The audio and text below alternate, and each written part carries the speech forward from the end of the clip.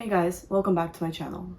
Today I will be reading some unpopular K-pop opinions. I will be going over some popular Reddit threads about K-pop. So because I'm talking about unpopular opinions today, there will be name dropping. Some of these will be opinions of the Redditor, and some of these will be my personal opinion. And after watching this video, please let me know what you guys agree with or any other unpopular opinions that I might be interested in.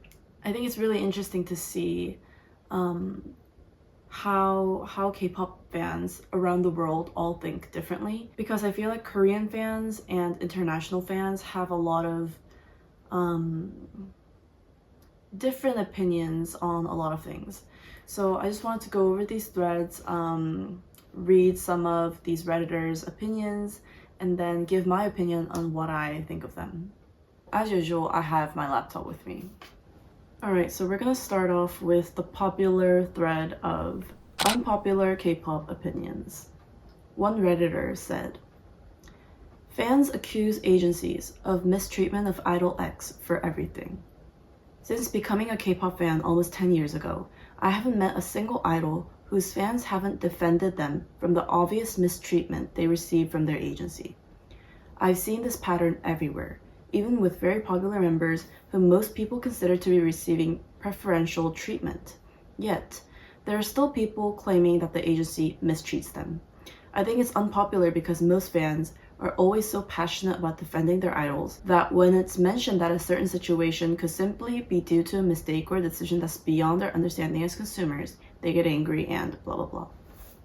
I think with this opinion, I would have to agree about like 70%. The reason why I say 70% is because you kind of never know what goes beyond the TV screen. You never know what's like really happening and like the reasons why the company isn't, I don't know, like supporting your favorite bias or something like that.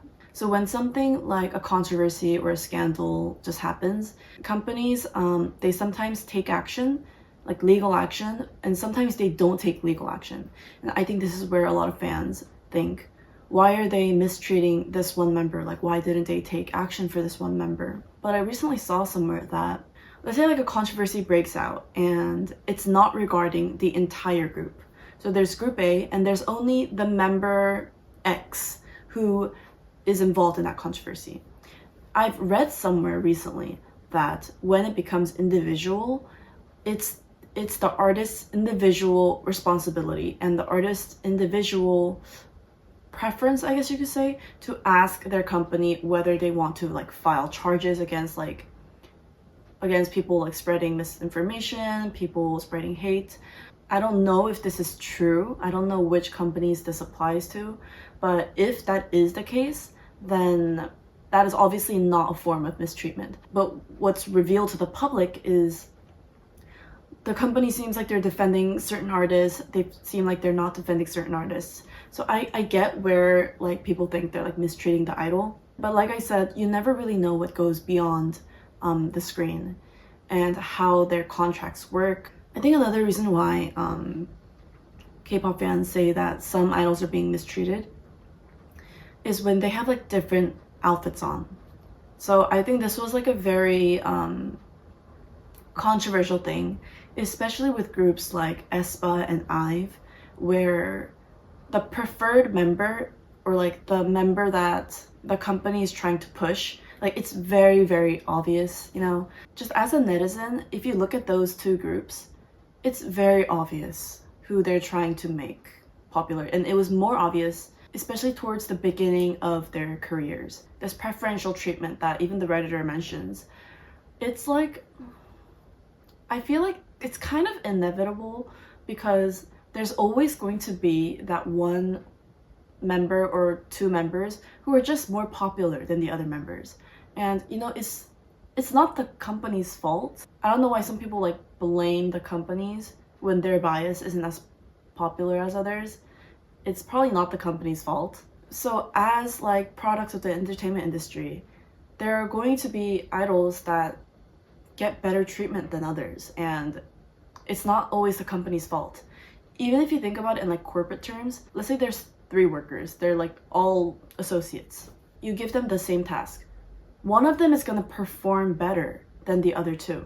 And in that case, one of them gets a bonus. One of them gets a raise. One of them gets a promotion. And so would you say that that's mistreatment or the company's fault? It's not. If you work closely with artists, you'll see that some artists are just more active than others. They're more proactive in trying to voice their opinions, in trying to, I don't know, enhance their careers. And it's visibly obvious in some cases. Like, even if I'm not a fan, even if I've never seen them in person, just by the way they act on like reality shows, variety shows, their activeness, their willingness to, you know, show themselves on camera and like get more screen time, you can feel that through the screen, you know. And I feel like that's part of their effort. That's part of the individual's effort and the individual's skill set almost. So in the K-pop industry, they have a lot of different skill sets, whether that's your appearance, whether that's singing, dancing, even like humor, the ability to talk well on shows, the ability to maintain good relations with all of the producers and whatnot. That's all your individual skill set. So when some people get more preferred than others on screen, I feel like fans just have a tendency to be like, oh my god, like why isn't that person getting enough screen time? But I feel like they don't really think about the backstory of that and think, why is that person not getting enough screen time? Why is that member seemingly being mistreated compared to member A? As a fan, you do kind of get blindsided by some of the things. On a more realistic point of view, some artists just try harder than others. To some of them, their jobs mean more than it does to others. And I'm not saying there's anything wrong with that, but I am saying that there is going to be different types of treatment that follow with that. It's the same exact thing as working as a normal corporate worker or literally any other type of job. There's always going to be someone better than you and someone worse than you. And that's just how things work. On the other hand, I do think that the initial preferential treatment in and of itself is mistreatment, you know. Although it's inevitable, it's a business, they have to earn money, especially during the early stages, they have to push the member who's just the most pretty or the most handsome or the most likely to attract fans, attract money. So even though it's inevitable, I feel like when it gets to a point where it's so severe, where like one member is wearing like white and the other members are wearing like black, then I think that's where it gets to the point where it's like very obvious mistreatment. I mean, like, besides things like that, I don't think you can really say that they're being mistreated. So yeah, I do mostly agree with this person because some fans are a bit like overprotective of their idols. Moving on, a Redditor said, fans overreact about equal line distribution. I understand people can be protective about their bias or whatever, but people just do not logically think about lines and music, the music industry in general. If an idol's voice does not fit the song as well as other members' voices, it is a given they will get less lines. It does not mean they're being neglected. People take it so personally when it isn't personal in the slightest. It's not like these companies design these songs for the fun of it and draw names out of a hat for who gets which line. Yeah, I agree, like 100%. I think some people forget that this is a business. I think this correlates with the previous thread. It's not mistreatment. It's who's better and who fits the song more. And some of these idols be tone deaf. Like, I don't even know how they're considered singers. I'm not gonna name drop right now, but like, I feel like 95% of idols dance well because it's visual, you know. It's like singing isn't something that it's not the first thing that comes into your eyesight. But when you're on a stage, you can't cover your dancing. You can cover your singing through like AR and MR, but you can't cover your dancing. So I feel like a lot of people focus on the dancing part just because it's more visual and it's more direct. But yeah, some people are not good at singing, some people are not good at rapping or whatever, and that just means other people will get more lines than them. Why? Because People need to listen to the music. They need to actually like the music. They need to listen to it and think, oh, this person's like an actually like pretty good singer. I kind of like their voice. Let's listen to the song more so the song can get more views and then we can earn money from charting. And also, I feel like people forget that there are positions in the group. And some voices fit the song better than other voices. I feel like this differs for every group because some companies like to gather members that have similar voices, and then some companies like to gather members that have like very different voices. Equal line distribution is really like not even, I don't even know why people care about this. I've seen a lot of like videos on YouTube where people are like counting the number of seconds their idol has sung in that song. They're a whole team and they're in charge of different things. That's all it is. All right, one last post from the unpopular K-pop opinions thread. One Redditor says, Wonyoung was thrown into the spotlight at a really early age, when your personality just starts to build, and I genuinely feel sorry for how it's affecting her. Please don't mistake this for hate. Please read everything properly. At just the mere beginning of her teenage years, the crucial period which shapes you into who you are, Wonyoung was thrown into the spotlight. And I'm no Freud, but it's actually clear how it's affected her. Not gonna lie, she exhibits clear narcissistic traits, and often wrongfully steals the spotlight from her fellow IVE members. No, I don't hate her. In fact, I actually think she's a good and stable vocalist. She's more than just visuals. And she's a minimalistic yet stable and consistent dancer too. But she's shown narcissistic traits too. Pushing Kyle away to the side and stealing the spotlight at the airport, frequently trying to take the award from Yujin, who is the leader and should actually have it first. And let's not forget that one award run, see on YouTube if not familiar, when she literally raced against Yujin to get the award, are only a few examples. And while not always, but very frequently, her overly wannabe cute attitude, sometimes with Sunghoon and some male idols too.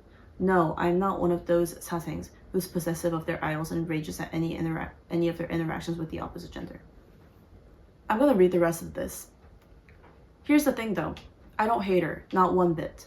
She's had her iconic moments too that left me in splits. That one interview where she was all with the creepy man who were trying to flirt corny with her and claiming to love her. And her stinky shade at the airport incident. Especially how she won against Sojang and even dressed like her after winning the case. That was iconic. I just feel sorry for her that she was thrown into the spotlight so early on and faced so much hate that she's probably developed some form of narcissism as a coping mechanism against all that hate, which is bound to affect anyone, especially her, as she's faced this ever since she won Produce 48 at just 14. I think that the hate against her needs to stop. Plus, on the side note, she seems overworked and stressed too. And I think she just needs a break and a retreat just to be herself and live happy and as she wants.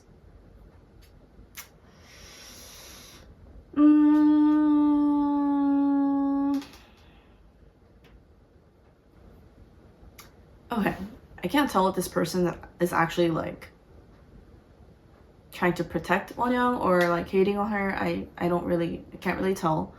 But as someone who has been a fan of Wonyoung since Produce 48, if you've watched her ever since she came out on Produce 48, you will notice that she's very different. Like her personality, the way she presents herself, the way she talks, the way she acts, all of her mannerisms are very different from when she first appeared on TV. This Redditor describes her as narcissistic. I don't agree with that. I think there are traits of Wonyoung, that may come off as like selfish or a bit like self-centered, but I don't think I've ever seen it as like a bad thing. I don't know if that's just because I've liked Wonyoung ever since she came out on Produce 48, or that's just because how I perceive her. But I've never perceived Wonyoung in like a bad light. Even when she was like receiving all that hate for, I don't know, like eating a strawberry a certain way or like holding a pizza a certain way, like she's gotten hate for some ridiculous things. And She's gone through a lot, and that's my opinion on Wonyoung. Like the Redditor said, she appeared on TV when she was 13, 14. She was the most popular contestant on that show. I mean, she did win the show as the #1 member. And IZ*ONE was a 12-member group.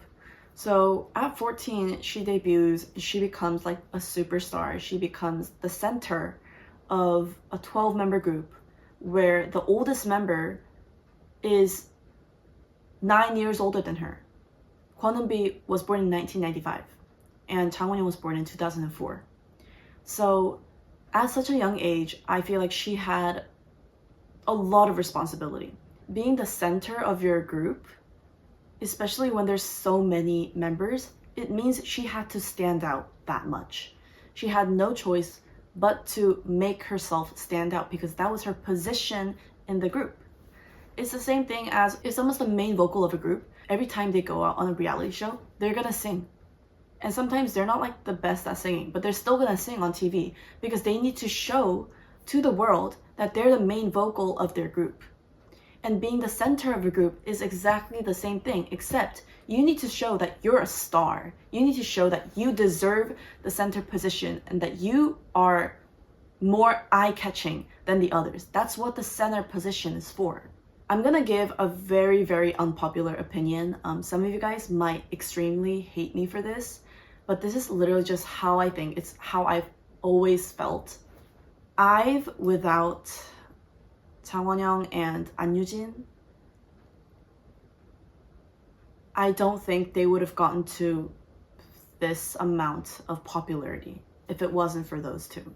And I'm not saying like those two are better than the others. I'm just saying because there were members who were initially very popular, they're going to receive a lot more love than new faces, you know? And I feel like that did give the group a very big boost. So I feel like the things that this Redditor is saying, like the behaviors that Chang Won-young has been exhibiting, I feel like a lot of it comes from just a severe amount of responsibility that she had to carry on. And like these K-pop idols, they're like elementary school graduates, like middle school graduates, at best high school graduates.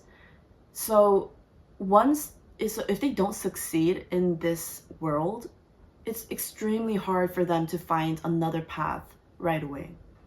I'm not saying it's impossible. A lot of idols have quit in between or started to do another job after like their team disbanded or something. But I'm saying it's very hard because they don't have like an educational basis. So I've always just perceived Chang Won-young as just like a very, very passionate and determined person. She knows what she wants, she knows what this job encompasses, and she's willing to do it.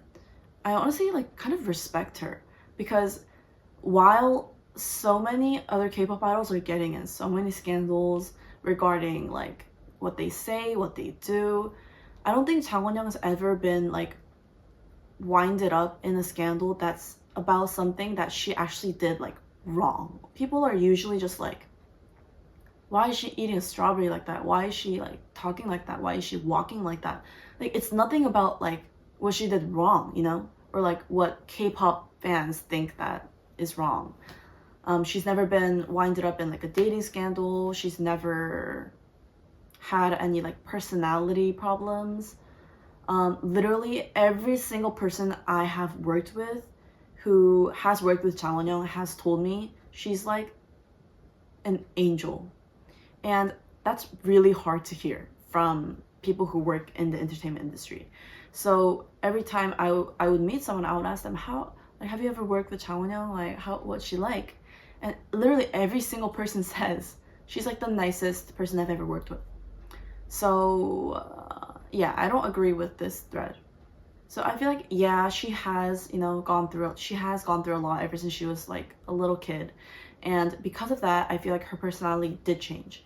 But I wouldn't describe that as narcissistic. I would describe it as extremely professional. People judge her a lot about like how she talks, even like the little like actions she does. But I don't know, I feel like that's just like a part of her character. I don't know if it's fake or not, but that's the character that she's going with. And I don't see anything that's wrong with that. I feel like especially Koreans have a lot of like they care a lot about this like character trait, personality trait that's called 털털하다. And I don't even know how to like describe this. It's like it's kind of like a chill person.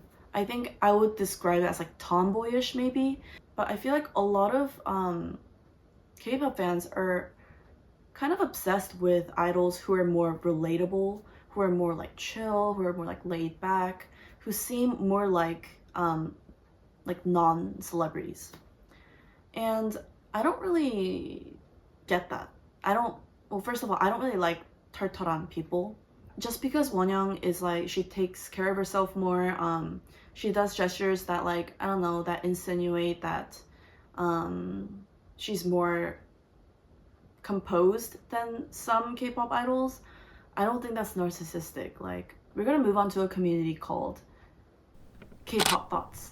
Okay, one Redditor says, oh, this is a happy post. Fromis9 is becoming one of the most popular girl groups in Korea right now. It makes me so happy, to be honest. Going from a huge agency to a smaller agency is normally bad for most groups. Even losing 4 members is like a spell of doom for most groups. But for Fromis9, they seem to be growing every day. Every one of their variety shows outdoes their peers in views. They were charting 2 songs on every platform and the members get plenty of solo deals. It makes me so happy for my girls. They're really the symbol of perseverance in K-pop. Yes, I agree. I watched Idol School and I actually voted for Wonyoung. As someone who has like voted, who has watched Idol School, I've never really understood why they weren't getting popular because all 9 of them were so pretty. They're honestly like all pretty good at singing, they're all pretty good at dancing, and all of their songs were actually really nice. So I never understood why they weren't getting as popular as I thought they should have been. I think starting like maybe like last year or like last year when they came out with like DM, I feel like that was kind of like the start point of their like ascent. I heard that in the Korean army, they're like the #1 group. And then after 4 members left, and now there's only 5 of them, I honestly was kind of worried for the group. But their new song, great. Their new activities, great. I think the company is doing a really, really good job. And that's probably the main reason why Fromis9 has been growing, although they literally lost half the group. And I'm really excited to see how Fromis9 grows into a bigger group globally. All right, moving on. One Redditor says, is Meovv Nugu? What are your thoughts on them? I have not been a K-pop fan for like 3 to 4 years now, but I've recently gotten super into Meovv because their music is genuinely so good, except for Debut lol. Hands Up was my top song of 2025. I'm honestly considering becoming a K-pop fan, learning the members' names, info, etc. because of Meovv. But I have no idea what the K-pop space is like anymore, and I'm kind of hesitant because how long will Meovv even last? I feel like girl groups drop off between 3 to 5 years after they debut, and I don't want to get too interested. What do veteran K-pop fans think about them, and any estimates on how long they will be around?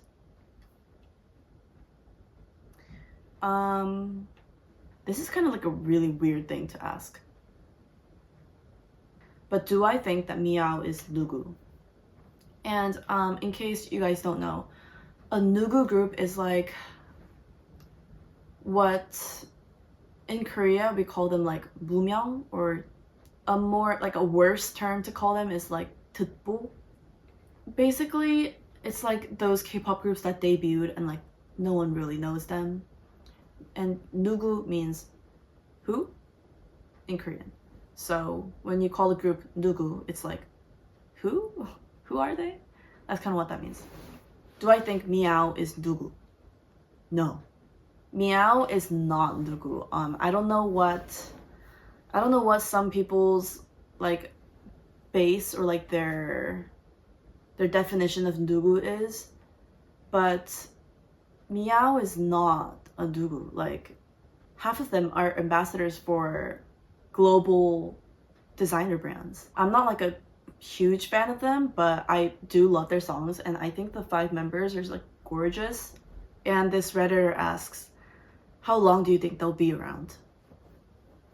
I mean, they'll be around for at least 7 years because that's when their contract ends probably.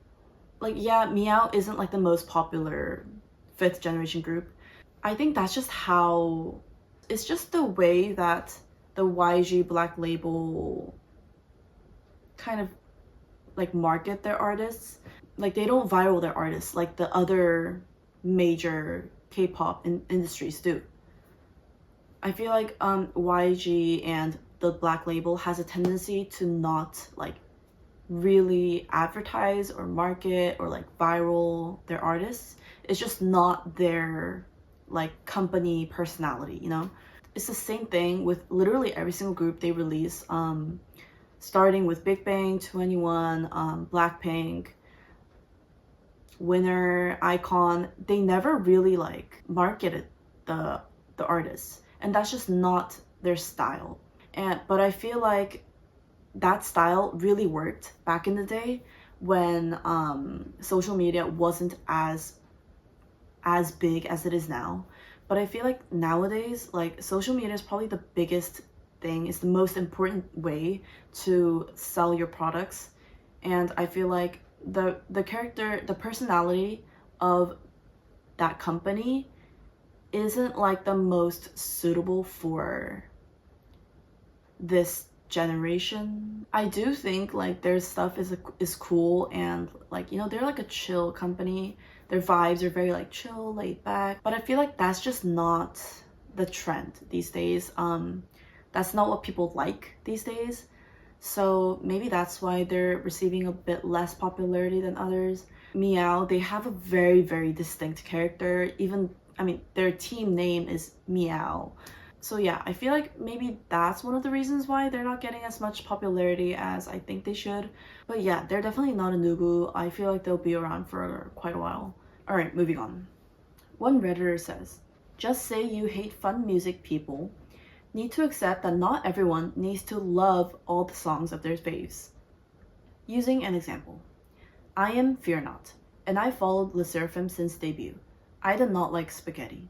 Personally, it's just not my style, and that's okay.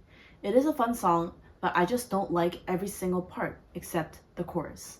However, when I see someone saying the same respectfully, I see dozens of people replying saying, just say you don't like fun music, or, well, you're not a fan of them then, or, you say that, but I bet you'll love it in a week. And for the last one, while it could be true, I think fans need to be more receptive of people who don't like their faves comebacks. 100% agree. I think being a fan of someone doesn't mean you need to like every little single thing they do. Everyone who knows me, even like the slightest bit, knows that I've been the biggest fan of Blackpink since like literally the debut teasers showed up. Do I love every single one of Blackpink's songs? No. There are songs that I like do not listen to. There are songs that I just don't vibe with them. There are some collaborations that I don't like, that I don't listen to. That does not mean I'm not a fan of Blackpink. That just means that those songs are not my style. It's the same thing with like the artists themselves. Like, let's say they come out in a new hairstyle. Do I have to like every single hairstyle they do? Do I have to like every single outfit they wear, every single little show they go on, everything they say? No.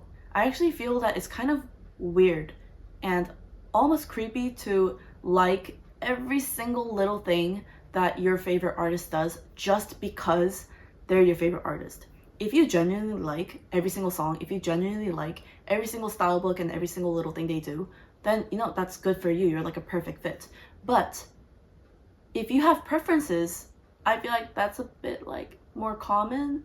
Even like when you're dating someone, even your parents who you love to death, you have things you don't like about them. But some fans think like you need to like every single little thing that your artist does. I feel like that's a bit absurd. That's where like it gets like fan crazy, I think, honestly.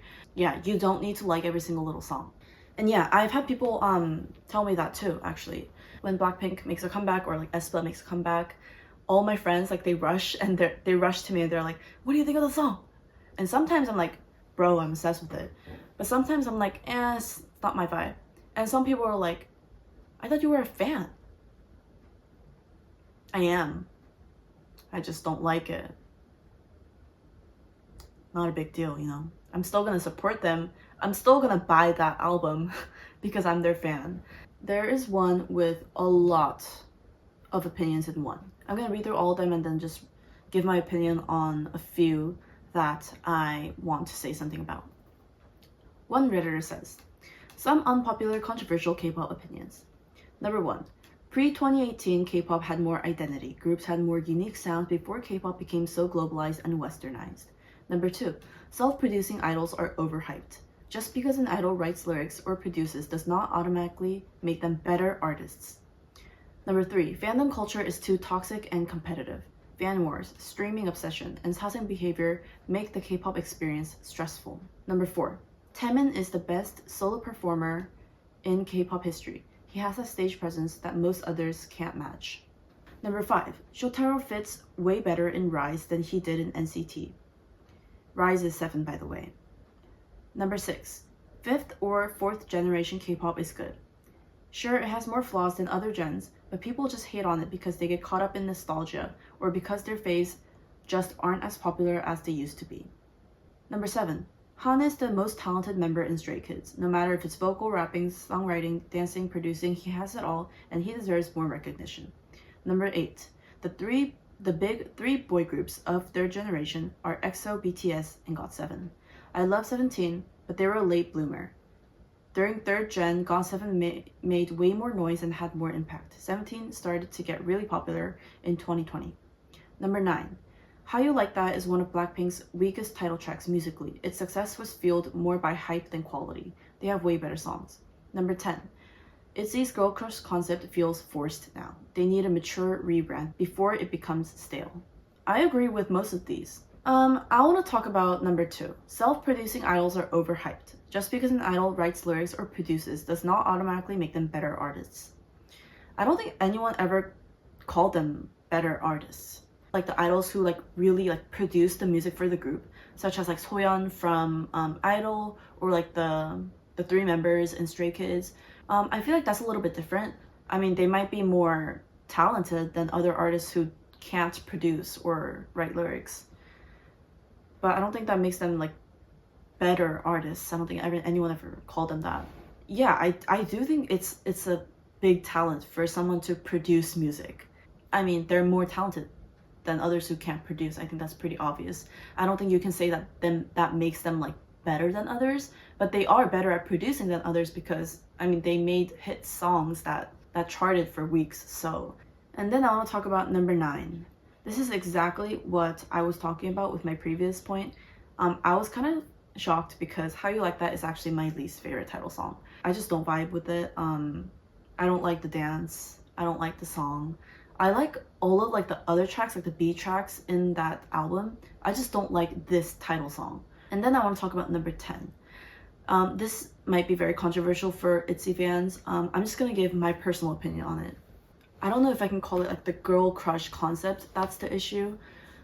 But something about their concept, something about like their albums, their songs, they do feel like stale. When ITZY was in their prime, like with Wannabe, IC, Not Shy, they were probably like a group with one of the biggest potentials to become like the biggest K-pop group globally. Honestly, like starting with Mafia, I feel like that's kind of when their direction it started to like stray somewhere.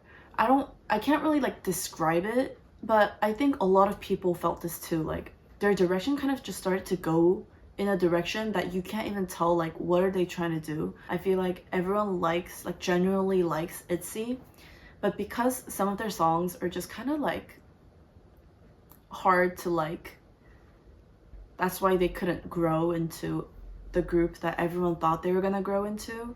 So yeah, I do think they need a rebrand. I'm not sure in what direction, but I think they do need to change like the way they do their concepts, like their albums and things like that.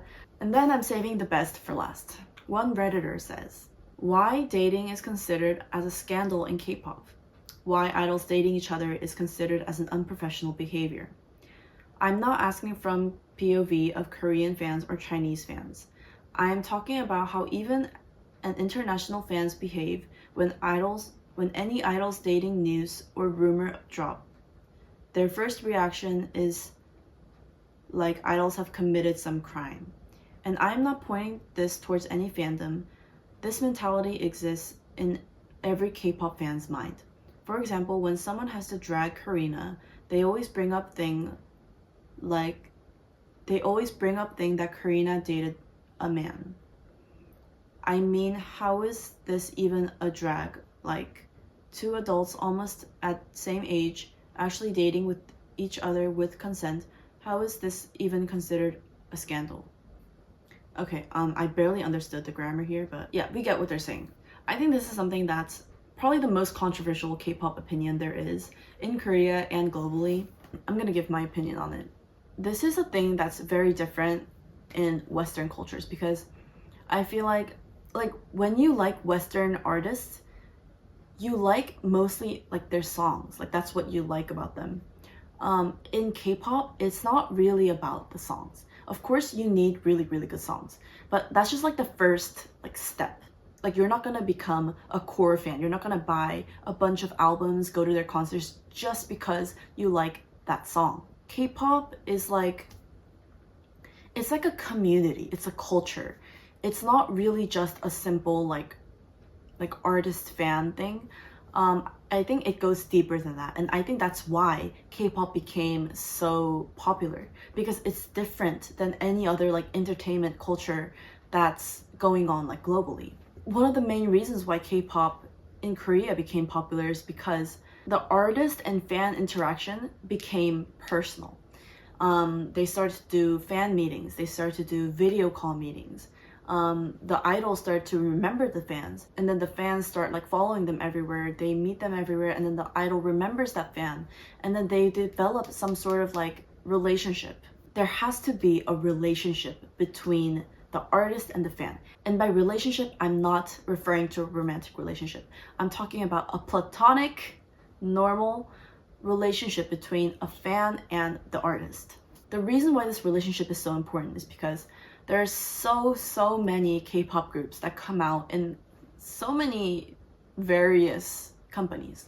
For them to make like an appearance in the very small country that Korea is, they need to be special. And for them to be special, they need to have a very big core fandom. By core fandom, I mean like people who are spending thousands of dollars just to go to a fan meeting with them. People who buy hundreds of copies of albums, who collect all of their photo cards like their Pokemon. Like I'm talking about those types of fans. That's the core fandom. And if an artist loses that core fandom, it's safe to say that they're doomed. Why?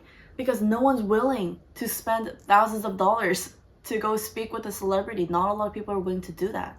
So maintaining their core fandom is key to surviving as a K-pop idol in the industry. Now, this is where the dating part comes in.